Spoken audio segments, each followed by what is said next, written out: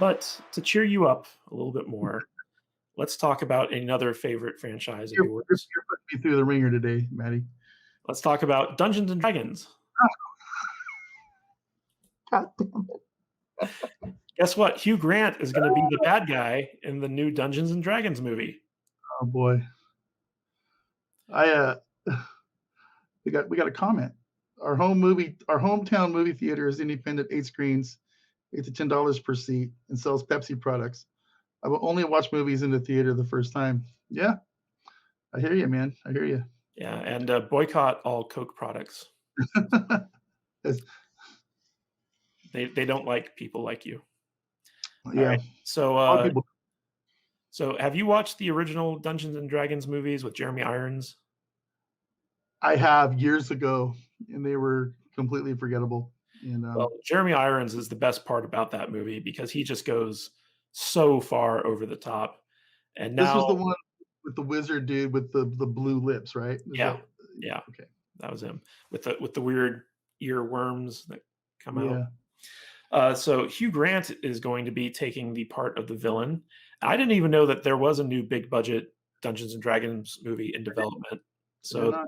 this was kind of interesting for me. Well, I just give a little side note. I think, I don't play anymore. I haven't played in years, but I believe Dungeons and Dragons has kind of had a big resurgence here. Probably partly because of everybody being stuck at home for the last year or so.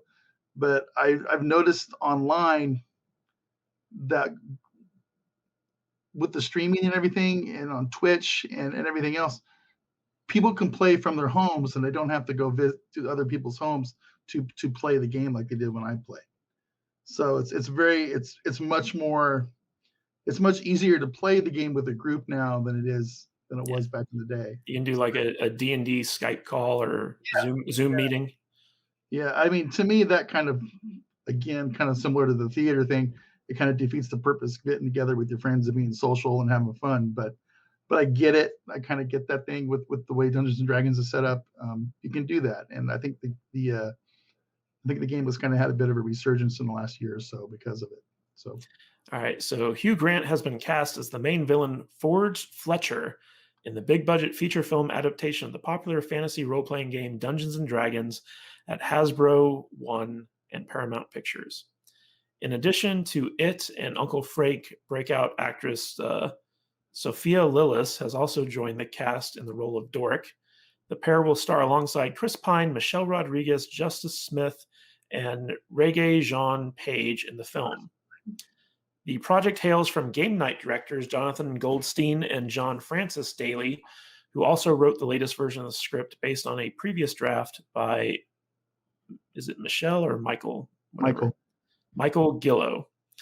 I really enjoy Game Night. I think I told you that film introduced me to my favorite adult beverage, a Harvey Wallbanger. Harvey Wallbanger, yes. Yeah, only real bartenders know how to make a Harvey Wallbanger. So if you ever want to make sure that your bartender is legit, that's what you order. That's right. It is not known whether the film will be a straight up fantasy film set in the world of the game or incorporate game playing aspects into the narrative. More than 40 million fans have interacted or played Dungeons and Dragons since it was first published 46 years ago. Makes me feel old. I know, right? What do you think of Hugh Grant being involved with Dungeons and Dragons? Do you think he's going to be a good fit for Forge Fletcher? I I don't know anything about this movie, but I do know that Hugh Grant can probably pull it off. If he hams it up and just goes with it, sure, why not? I mean, you got to just go with it. You know what I mean? He can do it. He's campy. He can have fun with the roles. So why not? Sure. He needs a paycheck. It's kind of funny because Hugh Grant's really like a guy who he came to prominence as a romantic comedy guy, right? Like he Mm-hmm. do these like British romances and he do like these like light comedies. But I recently saw him in this HBO show called The Undoing, where he plays a guy who's accused of murdering a woman, and it kind of shows like the downfall of his family and and the effect it has on them as he gets accused, and whether or not did he do it, did he not do it. And so, like, I could see him playing a kind of like roguish bad guy, Mhm. but it's going to be hard for him to top Jeremy Irons in the original Dungeons and Dragons Oh, movie. yeah, but he went full camp.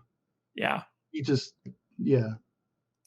but I really hope that this movie sets Dungeons and Dragons as a straight up fantasy, as opposed to like a lit RPG type thing where it's Mhm. kind of like, oh, people in the real world are playing Dungeons and Dragons. It's like, come on. Yeah.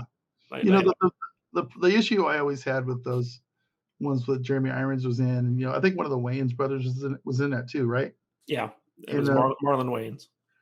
I don't feel like they ever really respected the IP all that much, A fantasy movie can be done well if they have a budget and they have a good script and it's done respectfully, like Lord of the Rings, that was incredible, but, I don't think they're gonna go that extreme with it, but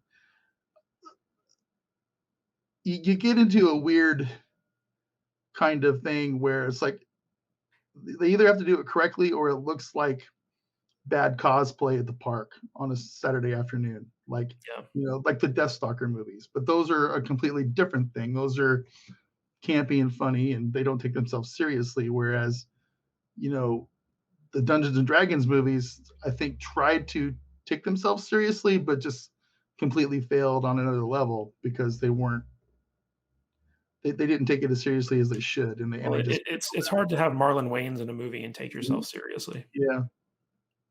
Because I know there's a lot of stuff out there that I would like to see, and I would like to see the Lord of the Rings approach to it. Like the Forgotten Realms set that I used to play in years and years ago would be amazing. Let's get I can never say his name. Drisdorden, the Drow elf would be a great main character for some movies. The Dragonlance setting would be incredible, absolutely incredible if done correctly. And there's a lot of stuff they could do. So I don't know. Doesn't Wizards of the Coast own I, Dungeons and I believe Dragons? so. Yeah, and they're super woke. So who Yeah, knows? weren't they like leading the charge for like orcs are racist type thing? Yeah. They Oh wanted yeah. to Yeah. change Yeah. that Yeah. in Dungeons and Dragons and stuff. It just makes me glad I put my books away, decade and a half ago, 2 decades ago. So I don't know. Well, hopefully the new big budget movie version is good, because we could use some good movies We could. right about now. I'm All not. right, I'm not. I'm not crossing my fingers. I'm not giving it any hope, but we'll see.